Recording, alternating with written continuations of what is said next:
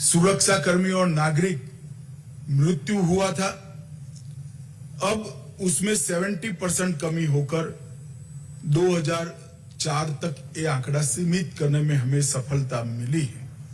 इसी तरह से सुरक्षा बलों की मृत्यु में 73% की कमी और नागरिकों की मृत्यु में 69% की कमी आई है। मुझे विश्वास है कि ये हमारी लड़ाई अंतिम चरण में पहुंची है और हम देश को 2026 मार्च तक पूर्णतया नक्सल समस्या से मुक्त कर पाएंगे। मित्रों, हिंसा के रिपोर्ट करने वाले जिले 2010 में 96 थे, 11 जिले नए बने, तो एक प्रकार से 107 जिले थे। उससे कम होकर अब 42 तक सिमट गए हैं। थानों की संख्या 456 थी, 456। 100 थाने नए सृजित हुए, तो 565 में से अब थानों की संख्या 171 तक सीमित हुई है। 2010 के अधिकतम मृत्यु स्तर 1005 से घटकर 2023 में 138 तक सीमित हुआ है। 2019 से अब तक 277 सीएपीएफ के नए कैंप बनाए गए। उस दृष्टि से सिक्योरिटी वैक्यूम को भरने का काम किया गया। एनआईए में एक अलग वर्टिकल में 90 मामले दर्ज किए गए, 64 आरोप पत्र किए गए और वामपंथी उग्रवाद के फाइनेंस की टोटल इकोसिस्टम को इस पर करारा प्रहार करने का काम भारत सरकार की एजेंसियों ने किया है। इसमें ईडी ने भी बहुत बड़ा रोल निभाया है। पिछले एक वर्ष में एमएचए की एयर विंग को भी मजबूत किया गया। 14 पायलट्स और 3 इंजीनियर केवल वामपंथी उग्रवादी क्षेत्रों के लिए मुहैया कराए गए हैं। हेलीकॉप्टर की संख्या अलग है। छत्तीसगढ़ में नई सरकार आने के बाद मैं मुख्यमंत्री जी, उप मुख्यमंत्री और गृह मंत्री को हृदय पूर्वक बधाई देना चाहता हूं कि इन्होंने बड़ी शिद्दत से दोनों मोर्चों में बहुत अच्छा काम किया है। टोटल देश की बात करें जिसमें 90% हिस्सा छत्तीसगढ़ का है, 179 वामपंथी उग्रवादियों को न्यूट्रलाइज करने का काम अगस्त महीने तक हुआ है। 559 लोगों को गिरफ्तार किया गया, 540 ने आत्मसमर्पण किया है, 46 नए स्पेशल फोर्सेस के कैंप एस्टैब्लिश किए गए। इससे भी सिक्योरिटी वैक्यूम बहुत बड़ी मात्रा में भरा है। और हिडमा के गांव में हमारा गृह मंत्री जाकर गांव वालों से बात कर उनको आधार कार्ड और आयुष्मान भारत का कार्ड देता है तो दिल्ली में बैठकर बहुत संतोष होता है।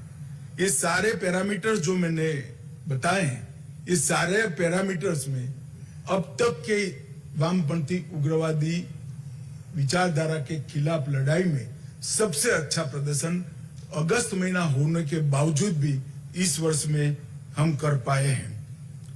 प्रधानमंत्री जी की स्ट्रेटेजी के कारण 4 दशकों के बाद एमपी के चांदामेटा गांव में पहली बार इस लोकसभा में मताधिकार का प्रयोग हुआ और सुकमा के 6 गांव ऐसे हैं जिसमें पहली बार 4 दशक के बाद आदिवासी भाई बहनों ने मताधिकार का उपयोग किया। मैं मानता हूं कि एक प्रकार से ये सिक्योरिटी फोर्सेस की विजय है, लोकतंत्र की विजय है। आज हमारे सीएपीएफ के जवान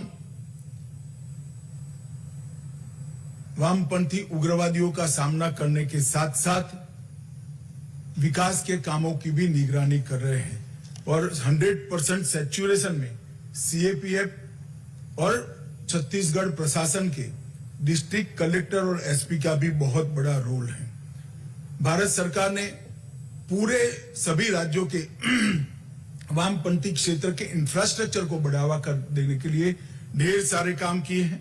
पिछले 10 सालों में 21,400 करोड़ रुपया और 15,300 टेलीफोन टावर लगाने की योजना रखकर इस पूरे क्षेत्र में जो कनेक्टिविटी का प्रॉब्लम है, जो आज के जमाने में बड़ा महत्वपूर्ण है, इसको रिजॉल्व करने का काम भारत सरकार ने किया है।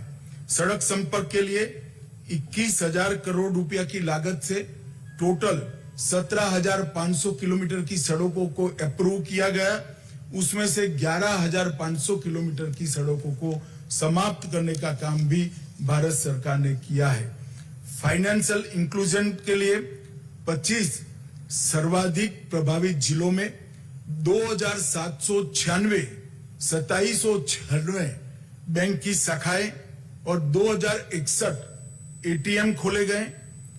32,294 बैंकिंग कॉरेस्पोंडेंट को रजिस्टर्ड किया गया और हर 3 किलोमीटर एक डाकघर, ये सूत्र को चरितार्थ करते हुए 4903 नए डाकघर खोले जा चुके हैं।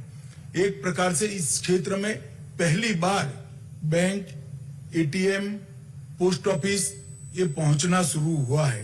कौशल विकास के लिए 48 आईटीआई खोलने का लक्ष्य रखा था, उसमें से 46 खोल दिए गए हैं।